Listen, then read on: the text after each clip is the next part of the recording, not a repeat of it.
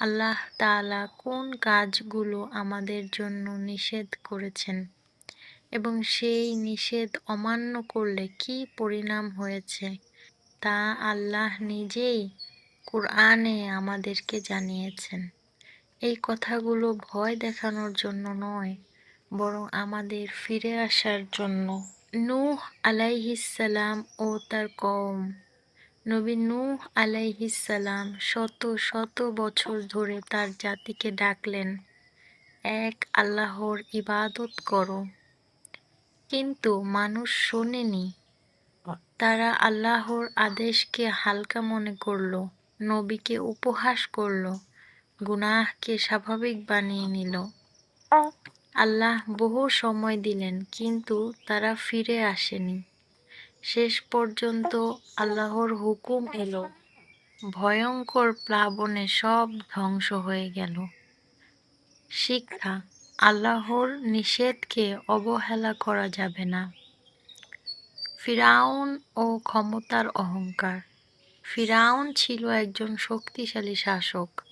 ক্ষমতার নেশায় সে বলেছিল, আমি তোমাদের সর্বোচ্চ প্রভু।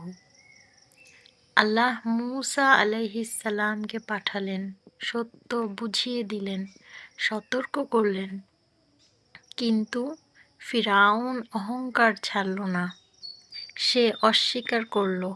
শেষ পর্যন্ত যে সমুদ্রকে সে শক্তির প্রমাণ ভাবত, সেই সমুদ্রই তার ধ্বংসের কারণ হল।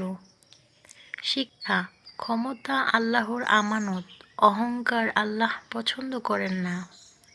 কারুন ও সম্পদের গর্ভ। কারুনের কাছে ছিল সীমাহীন সম্পদ।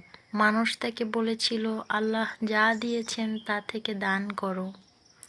কিন্তু সে বলেছিল, আমি এটা নিজের জ্ঞানেই পেয়েছি। এই কথা আল্লাহ পছন্দ করেননি, কারণ নিয়ামতকে নিজের কৃতিত্ব বলা আল্লাহ নিষেধ করেছেন। ফলাফল কি হলো? কারণ তার ধন সম্পদ সহ জমিনে ডুবে গেল। শিক্ষা: সম্পদ পরীক্ষা। কৃতজ্ঞতা না থাকলে তা ধ্বংস ডেকে আনে। শক্তিশালী জাতিদের সতর্ক বার্তা। কিছু জাতি বলতো, আমাদের চেয়ে শক্তিশালী কে আছে?